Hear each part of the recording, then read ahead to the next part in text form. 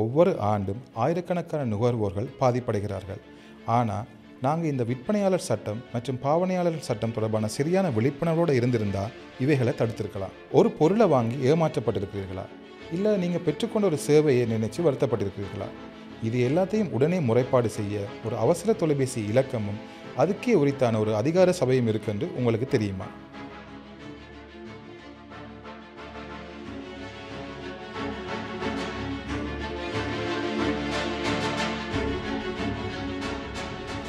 நோய் நீதியின் பாட்காஸ்ட் நிகழ்ச்சிக்கு உங்களை அன்போடு வரவேற்கிறோம். சட்டங்கள் அவை என்ன சொல்கின்றன? அவை எங்களுடைய வாழ்க்கையை வடிவமைப்பதில் எவ்வாறு பங்கு செலுத்துகின்றன? ஒவ்வொரு பாட்காஸ்ட் நிகழ்ச்சியிலும் ஒரு புதிய சட்டம் தொடர்பான கலந்துரையாடல் ஈடுபடுவதில் மகிழ்ச்சி. ஒரு நியாயமான சமூகத்தில் வணிகர்கள் நேர்மையுடனும் பொறுப்புடனும் நடந்து கொள்வது அவசியம்.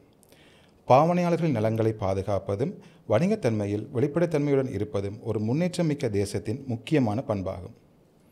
ஆனால் இது சரியான முறையில் நடப்பதற்கு பாவனையாளர்கள் மற்றும் விற்பனையாளர்கள் இரு தரப்புமே தங்களது உரிமைகளையும் சட்டங்களையும் சரியான முறையில் அறிந்து வைத்திருப்பதும் அவசியம்.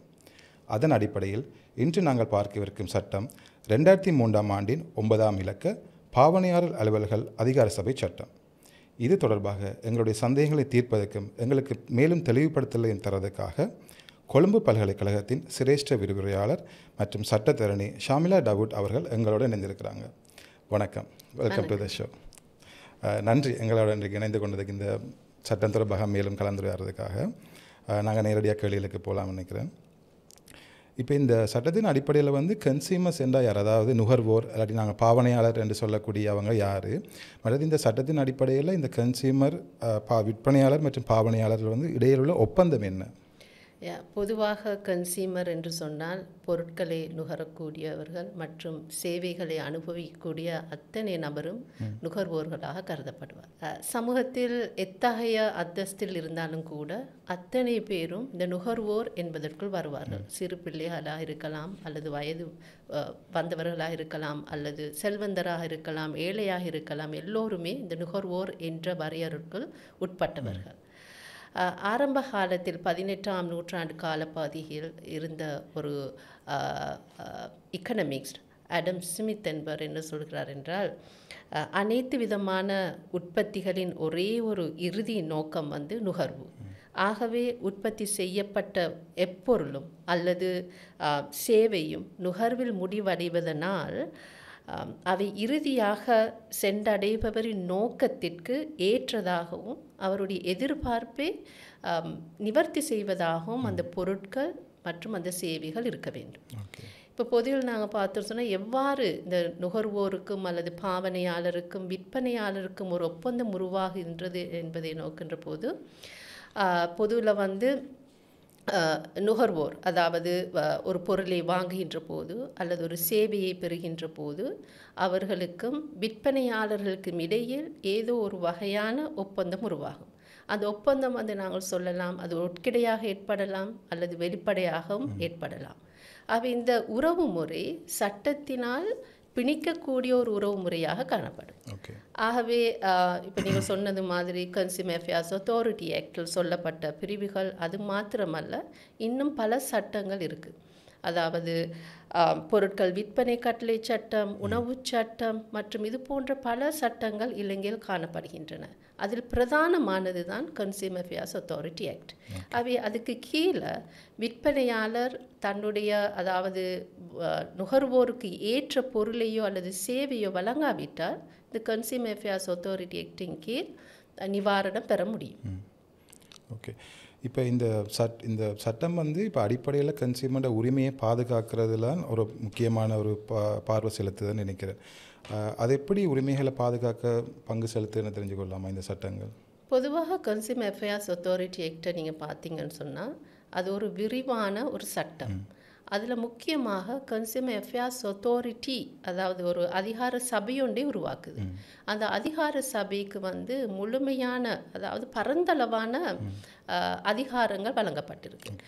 அவங்க அந்த அதிகாரத்தினை பயன்படுத்தி இந்த பொருள், அதாவது நாங்கள் சொல்லுவோம் இந்த மார்க்கெட் ரெகுலேஷன், அதாவது ட்ரேட் ரெகுலேட், அதாவது வர்த்தகத்தை ஒழுங்குபடுத்துவதனூடாக நுகர்வோருக்கு பாதுகாப்பை வழங்குது. இப்போ கன்சியூமர் அஃபேர்ஸ் அத்தாரிட்டி ஆக்டை நீங்கள் பார்த்தீங்கன்னு சொன்னால் 2 வகையாக நாங்கள் பார்க்கலாம். ஒன்று வந்து கன்சியூமர் அஃபேர்ஸ் அத்தாரிட்டிக்கு வந்து மார்க்கெட்டை ரெகுலேட் பண்ணுறதுக்கான அதிகாரம் இருக்குது. அதனூடாகத்தான் இந்த கன்சியூமருடைய பாதுகாப்புகள் வந்து முன்னெடுக்கப்படுது. ஓகே. இப்போ இந்த சட்டத்தின் கீழே என்ன மாதிரியான பிரச்சனைகளுக்கு அவங்க இந்த சட்டத்தை பயன்படுத்தலாம்? உதாரணமாக ஒரு காலாவதியான பொருளுக்கு எங்களுக்கு நாங்கள் அடுத்து வாங்குற ஒரு காலாவதியான பொருள் இருந்தால் அந்த மாதிரி வேறு என்ன விதமான அடிப்படை பிரச்சனைகளை இந்த சட்டம் கையாளுது? நீங்கள் கன்சியூமர் அஃபேர்ஸ் அத்தாரிட்டி ஆக்டில் பல பிரிவுகள் வந்து இது தொடர்பில் குறிப்பிடுது. பொதுவாக நான் பிரிவுகளோட நம்பரை நான் இங்கே சொல்லலை. ஆனால் பொதுவில் சொல்கிறதுன்னு சொன்னால் பொதுவாக மிஸ்லீடிங் அட்வர்டைஸ்மெண்ட் ஊடாக சில நுகர்வோர் வந்து தூண்டப்படலாம், ஒப்பந்தத்தில் ஈடுபட தூண்டப்படலாம், அல்லது பிழையான பகர்வுகள் ஃபால்ஸ் ரெப்ரசன்டேஷன் அதன் மூலம் நுகர்வோர் வந்து அந்த பொருள் அல்லது சேவையை வாங்குறதுக்கு தூண்டப்படலாம். அது தவிர விற்பனையாளர்களை எடுத்து பார்க்குற நேரம் சில நேரங்கள் அவர்கள் விற்காமல் பொருட்களை பதுக்கி வைக்கலாம். அதுவும் ஒரு குற்றமாக கருதப்படுகின்றது. அது மாத்திரமல்ல, கூடிய விலையில் விற்பது மற்றும் நீங்கள் சொன்ன மாதிரி காலாவதியான பொருட்களை விற்பது, பொருட்கள் என்று சொல்கின்ற போது சேவையை உள்ளடக்கும். இவ்வாறு பல வகையான விடயங்கள் வந்து கன்சியூமர் அஃபேர்ஸ் அத்தாரிட்டியில் சொல்லப்பட்டிருக்கின்றது. என்னை பொறுத்தவரையில் இந்த ஆக்ட் வந்து மிகவும் ஒரு பரந்த ஒரு அடிப்படையான ஒரு சட்டம்னு நான் நினைக்கிறேன். இப்போ நாங்கள் வந்து பொதுவாக இந்த பாவனையாளர் அலுவலர்கள் அதிகார சபை சட்டத்தை பற்றி கதைக்கும் பொழுது எங்களுக்கு ஒரு பொருட்கள் சம்பந்தமான இந்த காலாவதி சம்பந்தமான என்ற மட்டுமான ஒரு ஐடியா கூடுதலாக வாரதான நான் அவதானிச்சிருக்கிறேன். அப்போ என்னுடைய கேள்வி என்னென்னா, இப்போ இதுக்குள்ளே சேவைகளும் வருமா? அப்படி சேவைகள் வந்தால் என்ன மாதிரியான சேவைகள், என்ன ஒவ்வொரு விதமான சேவைகள் இருக்குது இங்கே? அப்போ என்ன மாதிரியான சேவைகளும் இந்த சட்டத்திற்கு கீழே வரும்னு தெரிஞ்சு? நீங்கள் கன்சியூமர் அஃபேர்ஸ் அத்தாரிட்டி ஆக்டின் கடைசி பிரிவுகள் வந்து பொருள் ஹோடல் தொடர்பான பிரிவுகள். அந்த பொருள் ஹோடல் தொடர்பான பிரிவுகளை கட்டாயம் பார்க்க வேண்டும். அவ்வாறு அதுதான் நாங்கள் சொல்லுவோம் ஸ்கோப் ஆஃப் அப்ளிகேஷன் சொல்லிட்டு. அது கன்சியூமர் என்றால் என்ன, பொருட்கள் என்றால் என்ன, சேவைகள் தொடர்பான விடயங்களும் சொல்லப்பட்டிருக்கின்றது. ஆகவே இந்த செக்ஷன்ஸ், இந்த கூட்ஸ் வரைவிலக்கணம், சேவிஸ் வரைவிலக்கணம் பரந்ததாக காணப்படுகிறது. பொதுவாக எல்லா பொருட்கள் சேவைகளையும் இதற்கு கொண்டு வரலாம். ஓகே. இப்போ அடுத்து வந்து இந்த பாவனையாளர் அலுவலர்கள் அதிகார சபை சட்டத்தை நடைமுறைப்படுத்துவதில் இந்த அதிகார சபை என்ன விதமான பங்கு செலுத்துது? அவை அதை எப்படி ரெகுலேட் பண்ணி நம்ம இது சரியாக நடைமுறைப்படுத்துதா, இல்லாட்டி இந்த சட்டங்களை சீர்திருத்த இருக்கட்டுக்கு தேவையின் அடிப்படையில்? ஸோ இதில் இந்த அதிகார சபை வந்து எப்படி தொழிற்படுது? பொதுவாக அதிகார சபையை பொறுத்தவரையில் அதிகார சபைக்கு நான் ஏற்கனவே சொன்னது போன்று பரந்த அதிகாரம் வழங்கப்பட்டிருக்கு. அதில் ஒன்று வந்து கன்சியூமர்ஸ் அவங்க என்ன செய்யலாம், தாங்கள் பெற்றுக்கொண்ட சேவை அல்லது பொருட்கள் தொடர்பில் ஏதாவது குறைபாடுகள் இருக்குமாக இருந்தால் முறைப்பாடு செய்யலாம். அவ்வாறு முறைப்பாடு செய்கின்ற போது அது தொடர்பில் வந்து அவர்கள் அந்த முறைப்பாடு தொடர்பில் செயற்படுவார்கள். அடுத்து அவர்கள் தானாகவே கன்சியூமர் அஃபேர்ஸ் அத்தாரிட்டி அவர்களாகவே என்ன செய்யலாம், இந்த இன்வெஸ்டிகேஷனை மேற்கொள்ளலாம். இன்வெஸ்டிகேஷன் அவங்க அவ்வாறான இன்வெஸ்டிகேஷன் வந்து திடீர்னு தான் செய்வார்கள்.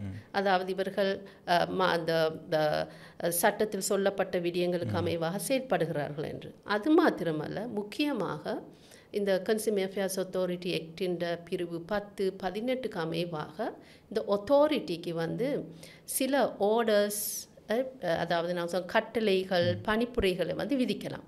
அது காலத்துக்கு காலம் மாறும். அவ்வாறான கட்டளைகள் அல்லது இந்த ஆர்டர்ஸ் எல்லாத்தையும் வந்து எங்களுக்கு அவர்களுடைய வெப்சைட்டில் பார்க்கலாம். அவற்றை இவர்கள் சரியாக கொண்டு நடாத்துகிறார்களா என்பது தொடர்பிலையும் வந்து அந்த கன்சியூமர் அஃபேர்ஸ் அத்தாரிட்டி வந்து தன்னுடைய தானாகவே அந்த இன்வெஸ்டிகேஷன்ஸை மேற்கொள்ளும். ஓகே.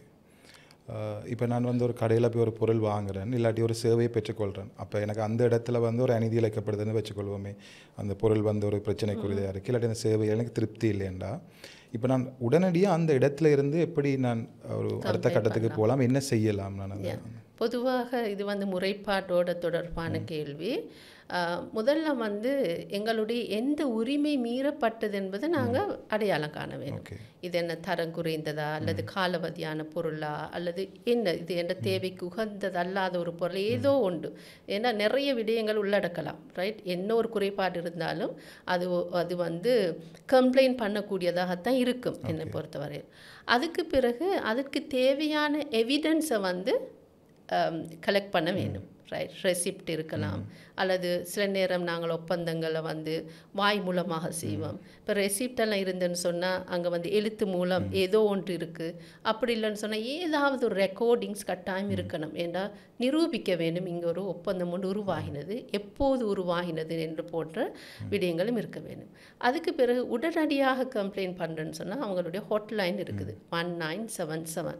அந்த ஹாட்லைனுக்கு உடனடியாக என்ன செய்யலாம், தன்னுடைய முறைப்பாட்டை செய்யலாம். அப்படி இல்லைன்னு சொன்னால் உங்களுக்கு ஆன்லைன்லேயும் அந்த மெக்கானிசம் இருக்குது, அதை கம்ப்ளைண்ட் பண்ணக்கூடிய மெக்கானிசம் இருக்குது. அவை அந்த கம்ப்ளைண்ட் பொதுவாக எப்போ செய்யணும்னு சொன்னால் சட்டத்தின்படி 3 மாதங்களுக்குள் செய்ய வேண்டும்.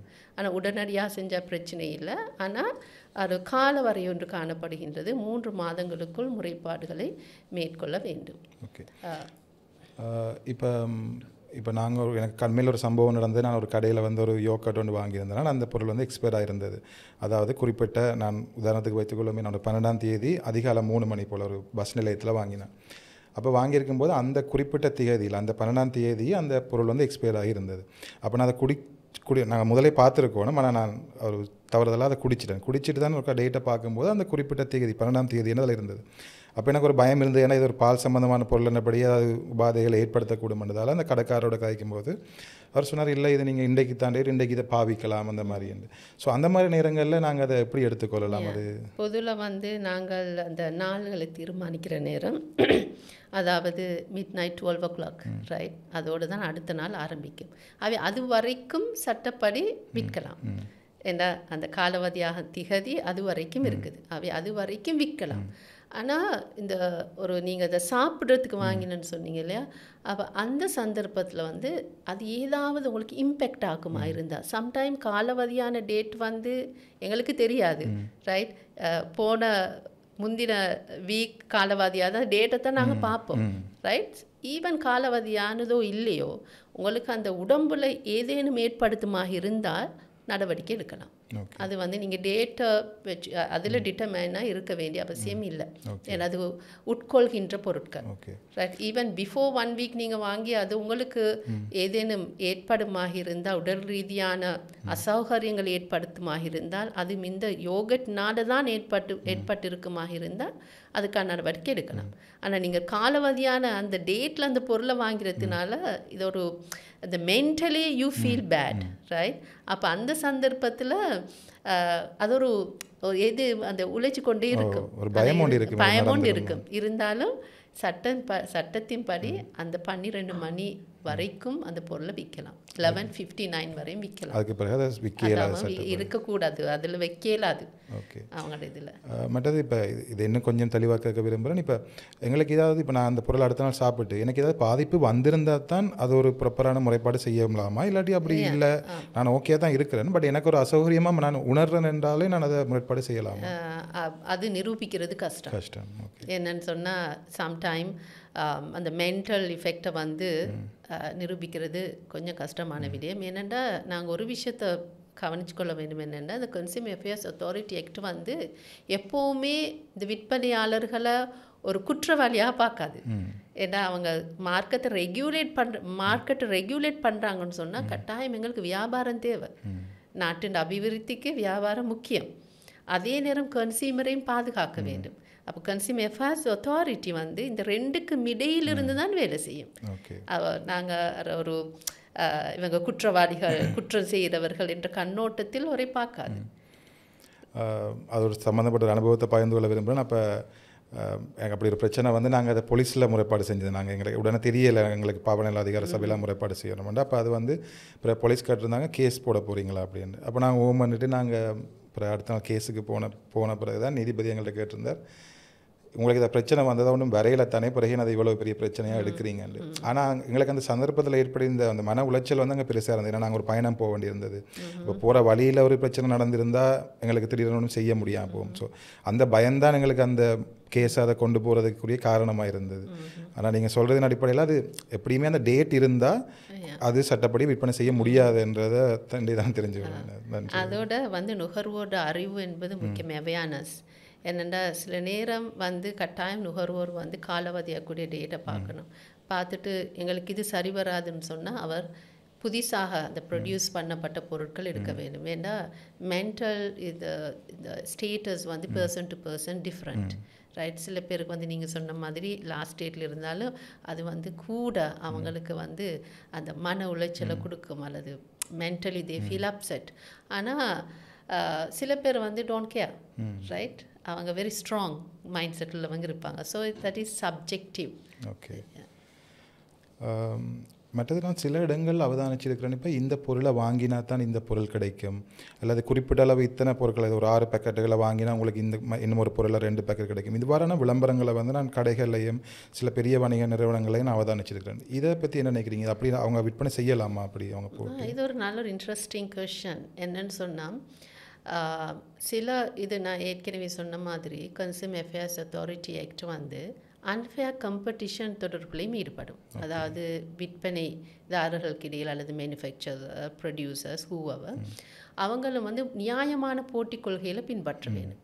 உதாரணமாக நீங்கள் சொன்ன மாதிரி ஒரு பொருளுக்கு கூடுதலான ஃப்ரீ ஐட்டம்ஸோ டிஸ்கவுண்ட் ப்ரைஸ் கொடுக்கறதுனால இன்னொரு அதே ஒத்த வர்த்தகர் பாதிக்கப்படுவாராக இருந்தால் அவருக்கும் என்ன செய்யலாம், இந்த கன்சியூமர் அஃபேர்ஸ் அத்தாரிட்டியின் கீழே ஆக்ஷன் எடுக்கலாம், ரைட்? என்ன ஃபேர் காம்படிஷனை உருவாக்குறது முக்கியமான ஒரு குறிக்கோள் கன்சியூமர் அஃபேர்ஸ் அத்தாரிட்டிக்கு.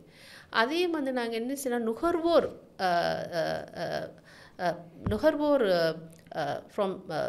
நுகர்வோர் பக்கத்திலிருந்து பார்க்குற நேரம் இவ்வாறான சலுகைகளை வந்து அவர்கள் எதிர்பார்ப்பார்கள்.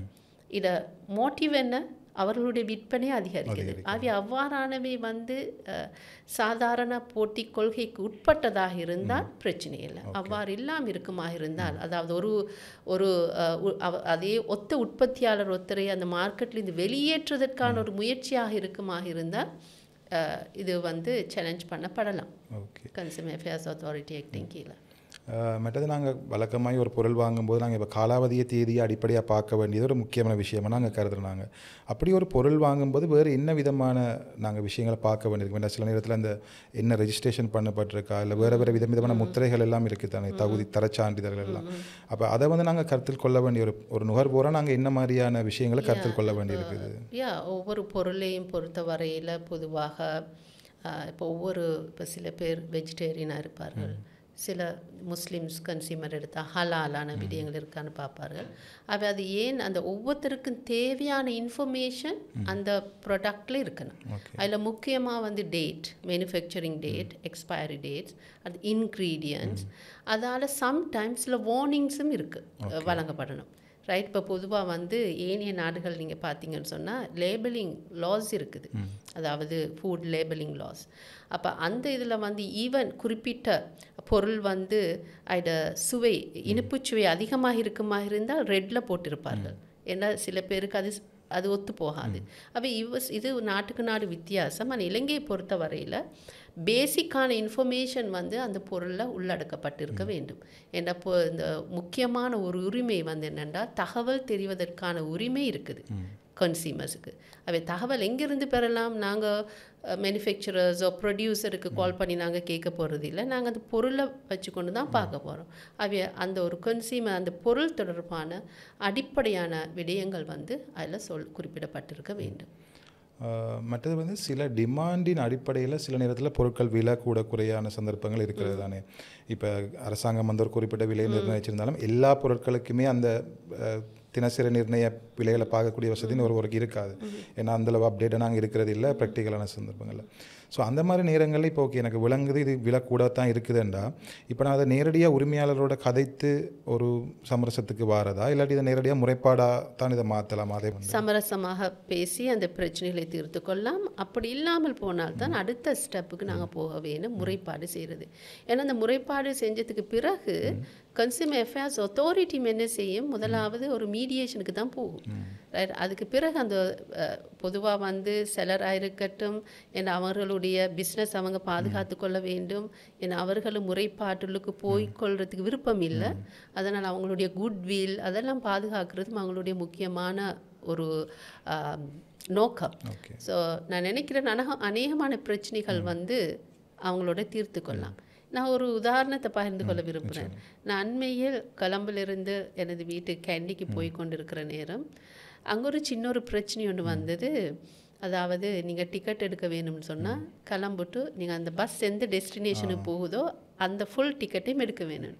அதில் இருந்த ஒருவர் வந்து என்ன சொன்னார்னா, இல்லை நான் இடைவழியில் இறங்குறேன், ஆகவே எனக்கு ஃபுல் பேமெண்ட்டு செய்ய முடியாது. அப்போ அவர் சொன்னார், இல்லை இல்லை நீங்கள் செய்ய வேணும், ஏன்னா ஒரு சீட் வந்து அநியாயமாக போகுது.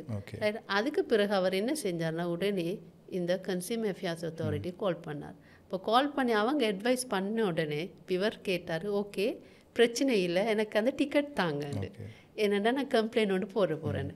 அவங்க உடனே என்ன செஞ்சாங்க, கம்ப்ளைண்ட் போட வேணாம், நீங்கள் எங்கே இறங்குறீங்களோ அந்த இதை நீங்கள் தாங்கன்னு. என்னன்னு சொன்னால், இந்த அவேர்னஸ் வந்து எவ்வளோ தூரம் எங்களை பாதுகாக்குது. அந்த அவேர்னஸ் வெரி இம்பார்ட்டன்ட். இந்த கன்சியூமர் ப்ரொடெக்ஷன் ஆக்டுக்கு வந்து கன்சியூமர்ஸ் வந்து வெரி ஆக்டிவாக இருக்கணும். இருந்தால் தான் அந்த கன்சியூமர் அஃபேர்ஸ் அத்தாரிட்டி ஆக்டை வந்து இலகுவாக இம்ப்ளிமெண்ட் பண்ணலாம். அவங்களோட கண்ட்ரிபியூஷன் கட்டாயம் இருக்கணும். இது ஒரு நல்ல உதாரணம். இது எனக்குமே சில சந்தர்ப்பங்கள் நடந்திருக்குது. அப்போ நாங்கள் உண்மையாகவே முழு தூரத்துக்கு மட்டும் தேவையில்லை, அப்படித்தானே? நாங்கள் தேவையில்லை. இப்போ உதாரணமாக வந்து அவர்களுடைய அந்த கட்டணம் அது தொடர்பான ஒரு ஒரு ஒரு முறைமை ஒன்று காணப்படுது. அதாவது சில தூர போகிற பஸ்ஸில் வந்து கிட்டவே இறங்கினு சொன்னால் அவங்களுக்கு ஒரு நட்டம் ஒன்று ஏற்படும். ஆகவே அது ஒவ்வொரு தூரத்துக்கு ஏற்ப அந்த ப்ரைஸை நிர்ணயிப்பார்கள். ஆகவே அதில் ஃபஸ்ட்டாக எது அவருக்கு ஒத்து போகுதோ அதை கொடுக்கலாம். ஏன்னா அந்த இடத்துல அவர் சொன்னது என்னென்னா, இங்கே இறங்குங்கன்னு சொன்னது அவருக்கு ஒரு அவமானமாக போயிட்டுது. அப்படி சொல்லக்கூடாது. ஆனால் அதுக்கான அந்த ஒவ்வொரு தூரத்துக்கு மேற்ப இது வந்து சேவிஸ்களுக்கு வரும். நீங்கள் ஆரம்பத்தில் கேட்டீங்க என்னென்ன மாதிரி சேவிஸ். இது ஒரு நாங்கள் அன்றாடம் பெற்றுக்கொள்கிற ஒரு சேவிஸ், போக்குவரத்து சேவைகள். மற்றது இந்த சில பொருட்களில் நான் அதான் நினச்சிருக்கிற மாதிரி இந்த காலாவதி திகதி, இந்த இன்க்ரீடியன்ஸ் எல்லாம் வந்து மிக சிறியதாகவும் இல்லாட்டி ஒரு தெளிவில்லாத ரீதியாகவும் இல்லாட்டி வந்து நாங்கள் அந்த பேக்கெட்டை திறக்கும் போதோ உடைக்கும் போதோ அது அழிஞ்சு போகிற மாதிரியான சந்தர்ப்பங்கள் வருது. இது வந்து என்ன மாதிரியான நோக்கத்தில் அப்படி உருவாக்கப்படுறது? ஏன்னா அது இன்னுமே தெளிவாக உருவாக்கப்பட வேண்டிய ஒரு ஒரு கட்டாயத்தன்மை இல்லையா இந்த சட்டத்தின் அடிப்படையில்? அது என்ன எப்படி? பொதுவாக வந்து லேபலிங் தொடர்பில் வந்து விரிவான ஏற்பாடுகள் வந்து உள்ளடக்கப்படவில்லை என்று நான் சொல்லுவேன். ஏன்னா லேபலிங் ரெகுலேஷன்ஸ் வந்து கன்சியூமர் அஃபேர்ஸ் அத்தாரிட்டி கொண்டு வரலாம். ஆனால் அதுக்கும் எகெயின் அந்த பேக்டு சைஸை பொறுத்து தான் தீர்மானிக்கலாம். நிறைய இன்ஃபர்மேஷன் போட்டுன்னா கட்டாயம் அவங்களோட ஃபோன் சின்னதாக தான் வரும். ரைட். அப்படி இல்லைன்னு சொன்னால் அந்த பொருள் தொடர்பாக வேறு எங்கேயாவது அதாவது தகவல்களை பெறக்கூடியதாக இருக்க வேண்டும். சில சந்தர்ப்பங்கள் அவங்களுடைய வெப்சைட்டில் நிறைய விஷயங்கள் போட்டிருப்பார்கள். அதில் முக்கியமாக பொதுவாக நான் நினைக்கிறேன் இந்த வகையான அந்த இன்க்ரீடியன்ஸோ அந்த இன்ஃபர்மேஷன்ஸ் எல்லாம் ஏன்னா அவங்களும் சட்டத்துக்கு அடிப்படையில் அதில் இன்க்ளூட் பண்ண வேணும். ஏன்னா அவங்களுடைய பொருட்கள் இலங்கையில் மாத்திரம் விற்கப்படுறது இல்லை, வெளிநாடுகளில் ஏற்றுமதி செய்யப்படுகின்றது. ஸோ அந்தந்த சட்டத்துக்கு ஏற்ற மாதிரி இந்த லேபலிங் இருக்கும். அப்படி இல்லாமல் முக்கியமாக வந்து ஏதாவது அவர்கள் அதாவது பொறுப்புடைமையிலிருந்து நீங்கிக் கொள்வார்களாக இருந்தால் நான் எக்ஸம்ஷன் க்ளோசஸ் அது வந்து தெளிவாக கொஞ்சம் இருக்க வேண்டும். பொதுவாக அவ்வாறான வாசகங்கள் தான் சிறிய எழுத்துக்களை போட்டிருப்பார்கள். நீங்கள் இதை பாவித்தால் இதில் ஏற்படுகின்ற பாதிப்புக்கு நாங்கள் பொறுப்பில்லை. அவ்வாறான வார்த்தைகள் வந்து தான் கொஞ்சம் சிறியதாக போடுறது, அதை பார்த்தா வாங்க மாட்டார்கள். ரைட். இப்போ இந்த சட்டத்தை பயன்படுத்தும் போது இப்போ ஒரு பாவனையாளர் பக்கத்தில் இருந்து அவங்க சந்திக்கிற பிரச்சனைகள் என்ன, அப்படியான ஏதாவது சிக்கல்கள் பிரச்சனைகள் இருக்குதா, அதை பற்றி நீங்கள் நினைக்கிறீங்க? பொதுவாக வந்து பாவனையாளர்களை பொறுத்தவரையில் அவர்கள் என்னென்றால் சில நீங்கள் உங்களை மாதிரியான ஸ்ட்ராங்கான கன்சியூமர்ஸ் வந்து உடனே ஆக்ஷன் எடுப்பீங்க. ஆனால் சில பேர் எடுக்க மாட்டாங்க, அதை அப்படியே விட்டுட்டு போயிடுவாங்க. ஆனால் எங்களுக்கு இருக்கின்ற அந்த மெக்கானிசம்ஸை அவங்க வந்து பாவிக்க வேண்டும். ரைட் கம்ப்ளைண்ட்ஸோ அல்லது அவங்களுக்கு அட்லீஸ்ட் சொல்ல வேணும், நான் இங்கே கம்ப்ளைண்ட் பண்ணுவேன் இவ்வாறு செய்தீங்கன்னு சொன்னேன். ஏன்னா நான் இப்போ ஒரு உதாரணம் உங்களுக்கு நான் சொன்னேன். அவ இந்த கட்டாயம் இந்த கன்சியூமர்ஸ் வந்து தங்களுக்கு இருக்கின்ற உரிமைகள் என்ன என்பதை தெரிந்து கொள்ள வேண்டும். இந்த கன்சியூமர் அஃபேர்ஸ் அத்தாரிட்டி வெப்சைட்டை பார்த்தீங்கன்னு சொன்னால் 3 லாங்குவேஜ்லேயும் தெளிவாக போட்டிருக்கிறார்கள். ஆகவே அந்த அவேர்னஸ் கொடுக்கப்பட்டிருக்கு. ஆனால் அதை நாங்களாக போயிட்டு தேடாத வரைக்கும் எங்களோட உரிமைகள் எங்களுக்கு தெரியாது. எங்களோட உரிமைகளை தெரிஞ்சால் we become a smart consumers. அது வெரி இம்பார்ட்டன்ட். அது வந்து கட்டாயம் கன்சியூமர்ஸ் இலங்கையில் இருக்கிற கன்சியூமர்ஸு குறைவு. ஆனால் ஏனைய நாடுகளில் பார்த்தீங்கன்னா கன்சியூமர்ஸ் ஆர் வெரி ஆக்டிவ். ஏன்னா அவங்க அறவாசி அதாவது சட்டத்தை இம்ப்ளிமெண்ட் பண்ணுறதுக்கு நிறைய அவங்களோட கண்ட்ரிபியூஷன் இருக்குது. அவை இலங்கையில் உள்ள கன்சியூமர்ஸும் அப்படி ஆக்டிவாக இருக்க வேண்டும். ஓகே, நீங்கள் சொல்கிறது முக்கியமான ஒரு விஷயம். நாங்கள் இப்போ எங்களுக்கு ஒரு அநீதி நடக்கும்போது நாங்கள் அதில் எந்தளவு விழிப்புணர்வாக இருக்கிறோம்ன்றதை பொறுத்து தானே நாங்கள் அதை தடுக்கிறதுக்கு எவ்வளவு உதவி செய்கிறோம், இல்லாட்டி இந்த சட்டங்களை இனிமேல் சீர்திருத்தத்துக்கு எவ்வளோ உதவி செய்கிறோம்ன்றது இதாக இருக்குது. ஸோ இந்த நிகழ்ச்சியுமே அப்படி பார்த்து கொண்டிருக்கிறார்களுக்கு இது சம்மந்தமான இந்த சட்டம் சம்மந்தமான மேலதிக தகவல்களை கொடுக்குமென்னு நான் நம்புகிறேன். உங்களுடைய பதில்களுக்கும் நன்றி. மற்றது வந்து இப்போ நீங்கள் விரிவுரையாளராகவும் இருக்கிறீங்க, சட்டத்திறனியாகவும் இருக்கிறீங்க. அப்போ உங்களோட எக்ஸ்பீரியன்ஸின் அடிப்படையில் எங்களுக்கு சொல்ல முடியுமா, இந்த சட்டத்தில் வேறு என்ன விதமான சீர்திருத்தங்கள் தேவை, அப்படி வேறு என்ன பகுதிகளை இந்த சட்டம் என்ன உள்ளடக்க வேண்டி இருக்குது என்பதை பற்றி சொல்லிடுமா? அதாவது இந்த சட்டம் 2003ஆம் ஆண்டு கொண்டு வரப்பட்ட சட்டம். இப்போ அண்மை காலங்கள் நாங்கள் இந்த நுகர்வோர் தொடர்பான விடயங்களை பார்க்குற நேரம் கூட டிஜிட்டல் கன்சியூமர்ஸ் டெவலப்பிங். அப்போ அவங்களுக்கு தொடர்பான பாதுகாப்புகள் குறைவு. ஆனால் இருந்தாலும் இருக்கின்ற சட்டத்தை ஏற்புடையதாக்கலாம். ஆனால் ஏனைய நாடுகளில் வந்து புதிய சட்டங்கள் கொண்டு வரப்பட்டு அதில் ஆன்லைன் கன்சியூமர்ஸ் ஆன்லைன் பிஸ்னஸஸும் வந்து இன்க்ளூட் பண்ணப்பட்டிருக்கு. அதோடு வந்து நீங்கள் பார்த்தீங்கன்னா 2003ஆம் ஆண்டு கொண்டு வரப்பட்ட சட்டத்தின் இந்த தண்டனை பிரிவு ரைட் ஃபைன் பெனல்ட்டிஸ் வந்து குறைவு. ஆனால் அதற்கான அமெண்ட்மெண்ட் வந்து 2021 கொண்டு வரப்பட்டிருக்கு.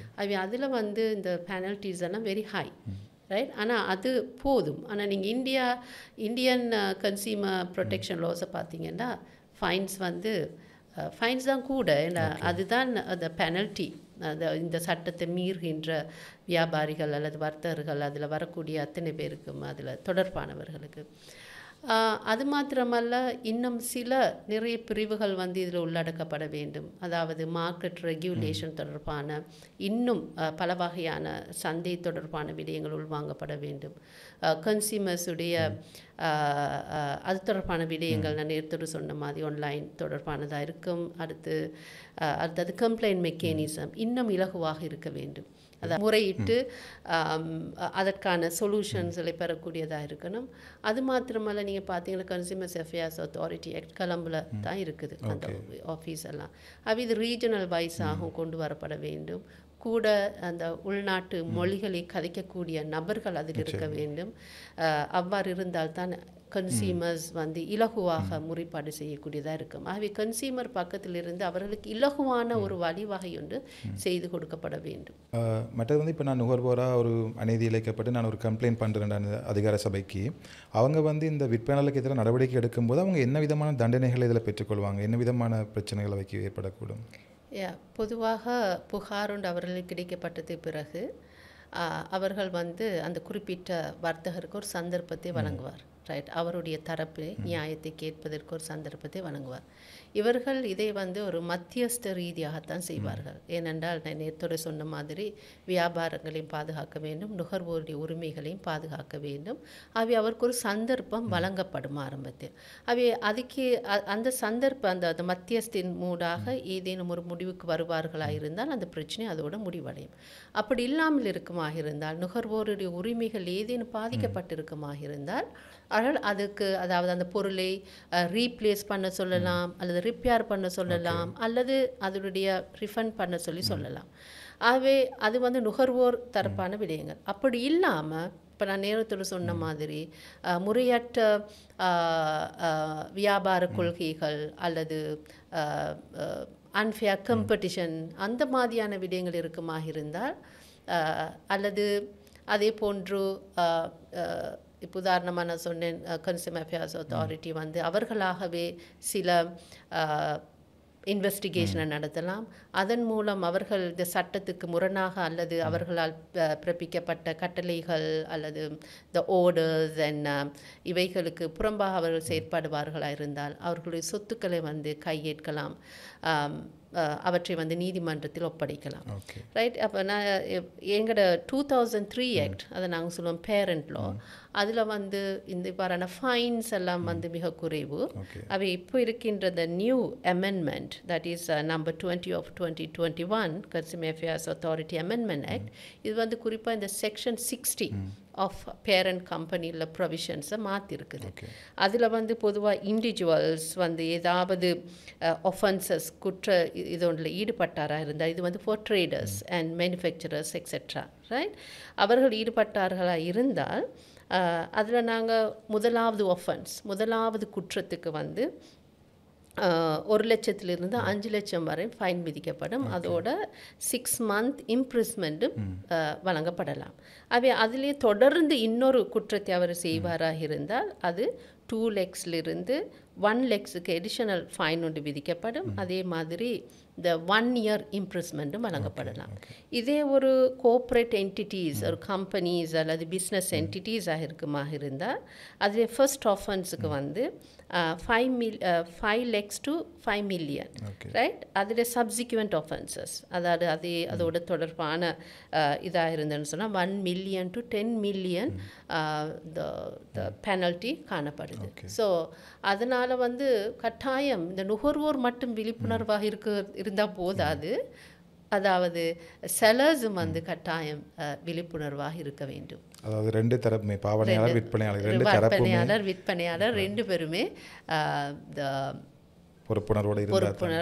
பொறுப்பானவர்களாக இருக்க வேண்டும். ஓகே, நாங்கள் நிகழ்ச்சி நிறைவு பகுதிக்கு இப்போ வந்துட்டோம். நன்றி, உங்களோட பதில்கள் மிக தெளிவாகவும் விழிப்புணர்வு ஏற்படுத்தக்கூடிய மாதிரியும் இருக்குது. இதை பார்த்தோன்றிருக்கிறார்களுக்கு தாங்க இனி ஒரு பொருள் வாங்கி தங்களுக்கு அநீதி இழைக்கப்படும் போது இந்த மாதிரியான நடவடிக்கை எடுக்கணும் என்ற ஒரு அடிப்படை அறிவை பெற்றிருப்பாங்க நான் நினைக்கிறேன். நீங்கள் இறுதி ஏதாவது சொல்ல விரும்புகிறீங்களா பார்த்துக்கிறார்கள் இந்த சட்டம்? கட்டாயம் வந்து கன்சியூமர்ஸ் இன்க்ளூடிங் ட்ரேடர்ஸ், செல்லர்ஸ், விற்பனையாளர், நுகர்வோர் எல்லோருமே வந்து இந்த சட்டத்தை தெளிவாக விளங்கி கொள்ள வேண்டும். ஆகவே கட்டாயமாக இவர்களுடைய வெப்சைட்டுக்கு சென்று தங்களுக்கு பரிச்சயமான மொழியில் வந்து இவற்றை படித்து கொள்ளலாம், தெரிந்து கொள்ளலாம். அத்தோடு வந்து நுகர்வோரும் மிகவும் விழிப்புணர்வாக இருக்க வேண்டும். தங்களுக்கு ஏது அநீதி இழைக்கப்படுமாக இருந்தால் முதலாவதாக சம்பந்தப்பட்டவரோடு கதையுங்கள். அவ்வாறு இல்லாவிட்டால் இமீடியட்டாக வந்து கம்ப்ளைண்ட் பண்ணுங்கள். பண்ணால் தான் நாங்களும் வந்து எங்களோட சட்டத்தை, எங்களோட உரிமைகளை நாங்கள் பெற்றுக்கொள்பவர்களாக இருப்போம்.